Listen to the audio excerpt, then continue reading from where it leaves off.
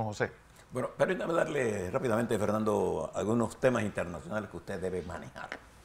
Quizás uno de los temas que usted debe saber es que en el día de ayer, a las 13:30, hora de Ecuador, fue asesinado el fiscal César Suárez, uno de los fiscales que investigaba el asalto a mano armada al canal de televisión TC de Guayaquil.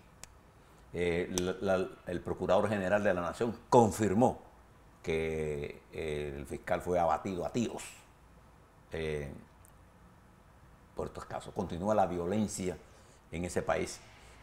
Lo que quiero plantearle es que tengamos conciencia que en Ecuador se está desarrollando una guerra. Sí. Lo que el presidente Noboa declaró, hay una guerra interna. Grupos armados están palmo a palmo disputando el poder que adquirieron a través de varios años. Esto no lo creó el presidente Noboa, es lo primero que debemos entender. Esto se creó a través de un proceso que arrancó con la administración del señor Rafael Correa, en donde él llegó a pactos con los grupos criminales, en lo que él llamó la pacificación, lo que le dio fue espacio. Bueno, la brutalidad que hicieron aquí de pagarle a los pandilleros para que no delinquiesen. Pero además allá avanzaron más. Bueno, porque porque afortunadamente los pararon, porque si hubiera sido 10 años más de Varela y hubiéramos tenido ya la gente, esto hubiera sido Ecuador. Allá solamente no hicieron eso, sino que además declararon universal la ciudadanía ecuatoriana y permitieron el ingreso de las fuerzas precisamente del crimen organizado de Colombia hacia Venezuela. Se tomaron territorios, tuvieron la capacidad de desarrollarse durante 10 años y después llegaron donde están, a gobernar desde las cárceles en complicidad con la penetración que han logrado hacer. Porque paralelo a esto, el presidente Noboa está desarrollando la tesis de el proceso, la fiscal, de la metátesis que corrobora esto que le estamos diciendo nosotros, la intrincada relación que hay entre el crimen organizado y ciertos sectores del poder. Hay una guerra y se produce una baja sumamente preocupante. Bien, otra cosa importante que le quiero hablar sobre esto es lo que está ocurriendo en los Estados Unidos por nuestro socio principal. Ayer el presidente de los Estados Unidos, Joe Biden, se reunió con el líder de la mayoría del Senado, Schumer, y el líder de la mayoría del Senado y el líder de la Cámara de Representantes, el republicano, el Schumer es demócrata, el republicano Mike Johnson, en la Casa Blanca con varios senadores y miembros de la Cámara de Representantes para abordar el tema que se vence mañana. Cómo resolver el problema del financiamiento de la nación más poderosa del mundo. Además de eso, salieron en las declaraciones públicas que conocemos, que vimos ayer, salieron optimistas de que logran un acuerdo. Yo creo que hay mejores condiciones para llegar a un acuerdo del techo presupuestario, del techo de la deuda pública, del apoyo a Ucrania y del apoyo a Israel. Sin embargo, esto está condicionado también a que los Estados Unidos desarrolle, el presidente Biden en particular, una campaña dirigida a controlar la migración masiva que se está dando hacia los Estados Unidos y que es uno de los temas más principales, quizás el tema que preocupa a un tercio de la población electoral norteamericana, sea demócrata, republicano e independiente, por lo que está ocurriendo en las fronteras de los Estados Unidos. En Argentina, ayer el presidente Milei, que se encuentra en Davos, dio un discurso en la que advirtió a Occidente del peligro que se encuentra frente al avance de lo que él llamó las fuerzas comunistas. Pero el discurso en particular arrancó apoyo de los partidos de centro derecha y reclamos de los partidos de centro izquierda. El discurso de Milei lo traigo a colación porque una de las medidas que Milei está proponiendo es que el Estado se deshaga de los medios de comunicación que tiene, porque fueron utilizados en forma indebida. Por ejemplo, en Panamá nosotros tenemos una buena experiencia en materia de comunicación del Estado. Por ejemplo, CERTV se maneja con un criterio más independiente, con mayor profesionalismo. Creo que los Estados podrían tener Lo que pasa es que lo que se está tomando en este caso es estatizar medios de comunicación para controlar líneas políticas. Eso no funciona en ningún lado del mundo. La democracia no se mueve así. Es preferible tener... bueno, el modelo de la BBC o de la investigación o de la Francia Internacional. O la Deutsche Welle. Hay que desarrollar el profesionalismo, pero hay que defender la libertad de expresión. La libertad de expresión yo no la entiendo como el libertinaje. El derecho del periodista a decir qué cosa. No, la verdad. Vamos con las redes sociales como están. La verdad, y tenemos que mirar las redes sociales. También, bueno, el propio magistrado dijo que ella va casi... que esta elección la iban a decidir las redes sociales, pues dándole un pistoletazo de salida a lo que ha sido el manejo irresponsable de estas redes sociales, sin ningún tipo de parámetro ni ningún tipo de... Y ese es el peligro en que estamos. Es el gran peligro. Ahora hablamos de eso. En el caso de Venezuela, por ejemplo, ayer, nuevamente, la Corte Suprema de Justicia de los Estados Unidos de Venezuela le niega a la defensa de María Corina Machado el expediente. Bueno. ¿Usted se imagina que usted me está acusando a mí de algo? Pero ¿por qué nosotros nos extrañamos de lo de María Corina Machado y decimos que es un atentado a la democracia? Si acaso es lo que estamos hablando ahí del caso de Martinelli. Es decir, un expediente donde esta gente se niega todo lo que le dan, donde no se dejaron contra interrogar testigos. Es decir, ¿es igual o no? Sí, lo que estoy señalando en plano internacional es que el lawfare como mecanismo de lucha política lo estamos viendo en el continente. Sí, pero entonces, a mí me da risa la gente que se espanta, mira lo que pasa en Venezuela. Si eso está pasando en Panamá.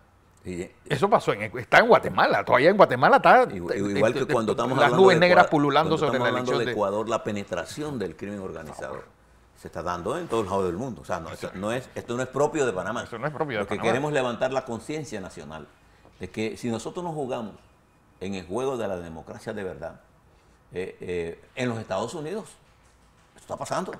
El presidente de los Estados Unidos, expresidente de los Estados Unidos, se enfrenta a varios procesos, pero se enfrenta a varios procesos con armas jurídicas que le permite el sistema. Claro, el sistema tiene garantías. Lo que nosotros tenemos que hay contrapeso, cosa que aquí no hay. Es que el sistema nuestro nos provea de garantías a todos los ciudadanos.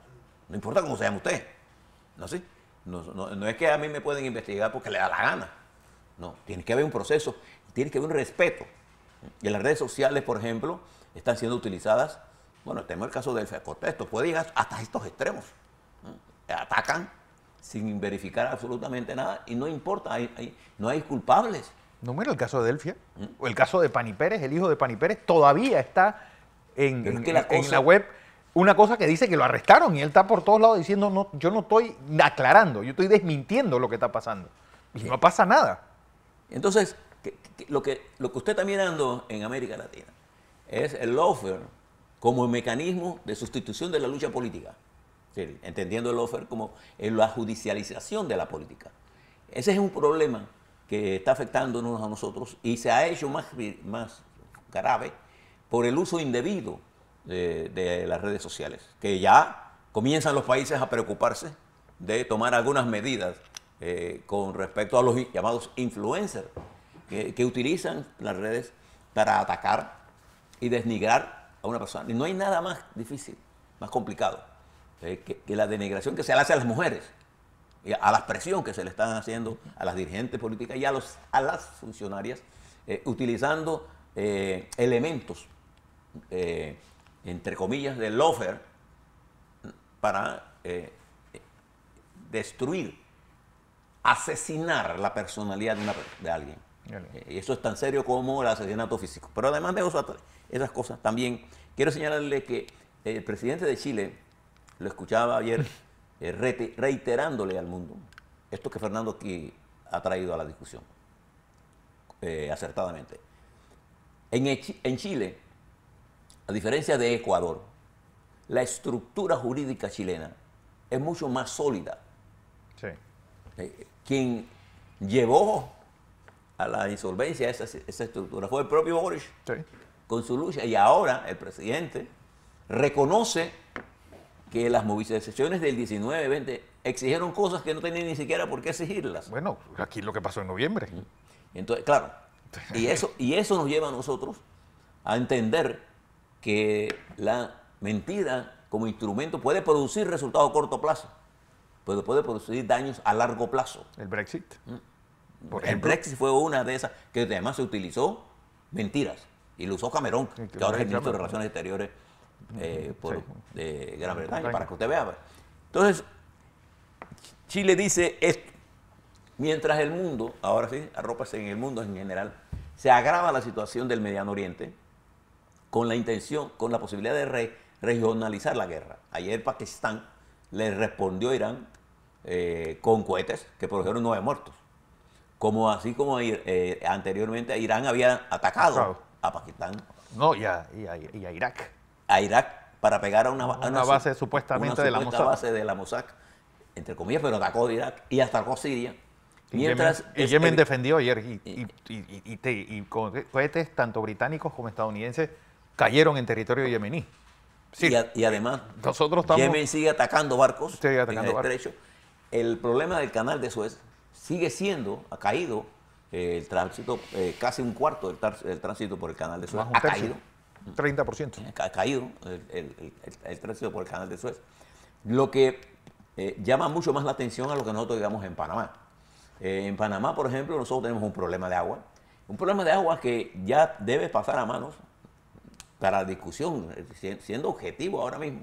Presionar al gobierno, después del caso de la mina, a que tome decisiones sobre el problema de los lagos. Me parece una política incorrecta del canal de Panamá. Además, no tiene realismo. La política es el arte de manejar las realidades. Entonces, esto es una cosa que debe resolver el gobierno.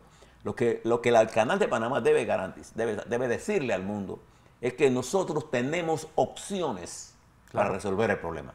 Pero esas opciones pasan por el desarrollo de políticas y consultas que permitan lograr que lo que propongamos sea aceptado por la sociedad panameña. De manera que mire el mundo, en esta confusión que hay en el mundo, en esta regionalización del conflicto, en esta intención de Corea del Norte de asustar a Corea del Sur, en este rearmamiento de Japón, en este rearmamiento de Alemania, en este replanteamiento geopolítico de Inglaterra que reacciona hasta en Guyana. En este concepto equivocado en que se mueven los dirigentes venezolanos en el sentido de creer que ellos son los papacitos y dueños de Venezuela. Sí. En estos problemas que vive Cuba, en estos problemas que vive Nicaragua, en el desarrollo de los acontecimientos políticos en Guatemala, Fernando, en que no debemos olvidarnos que el presidente Arévalo enfrenta una situación muy grave. Ahora ayer mandaron a repetir las elecciones en el Congreso.